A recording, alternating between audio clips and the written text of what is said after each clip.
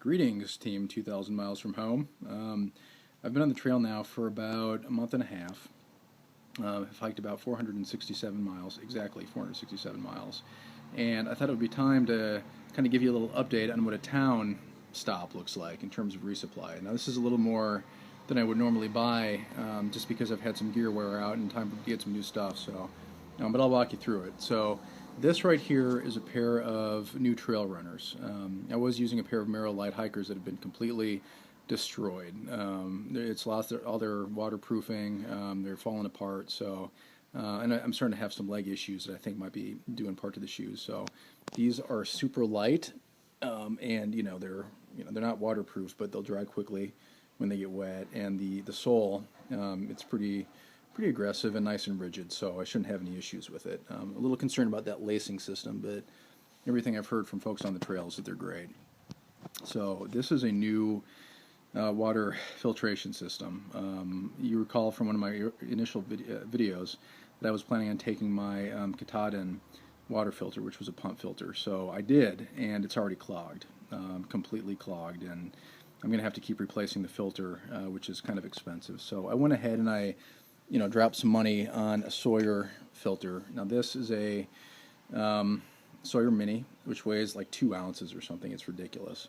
And what I'm going to do is I'm going to screw it onto this platypus, which is a 2-liter platypus, to use as the dirty bag, and then use as a clean bag my second platypus. So that should be able to keep things nice and orderly. I'll label it so I don't get them confused.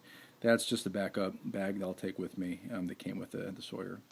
So this little guy right here, I'm going to string up a clothesline within my tent to dry socks and other things. I've kind of found a need for that on the trail so far, so that's a nice and cheap option. So here's the food now for the next 5 days. I'll lay it out for your viewing pleasure. So in the morning, I've been trying to do breakfast of about 600 to 700 calories. I find that kind of gives me a good foundation to start the day. But it can be tough to find a single bar or something that has that much. So, and I don't like to cook in the morning, so I'm doing just bars. So as you can see, not the healthiest option. Snickers, 2 to go. As you can see there, maybe. No, you're not anyway. It's 220 calories per bar, so 440 calories for each one of those. And then the Cliff Bar, and this is coconut chocolate chip, yum, has 240 calories, so that'll be ample in the way of caloric goodness for the morning. And I'll have one of each in the morning.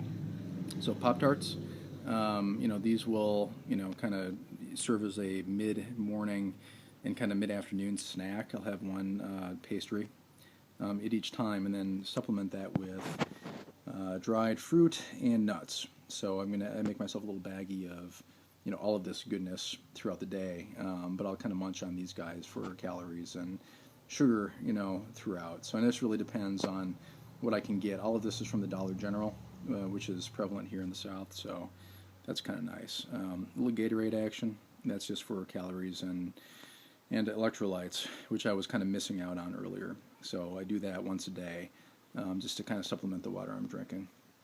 So for this next stage, I'm going to try to do tortillas for everything, for both lunch and dinner. What I have been doing is making myself a tortilla with peanut butter and jelly on it for lunch. But what I'm going to do this time is do that, but also do a large burrito, PB&J burrito for dinner, and then supplement that with Builder bars. Those are 20 grams of protein right there, which is a nice supplement. I'm also going to buy, I think, 10 different protein bars that have lower amounts of protein, but I think I need that just for muscular retention and all that.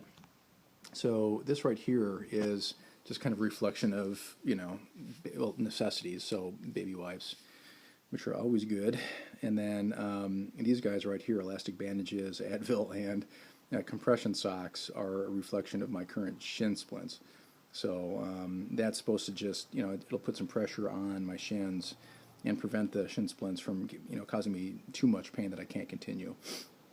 So I've been doing that with kind of an improvised compression sleeve, but this should help. And I'm wearing them right now, and it feels pretty good.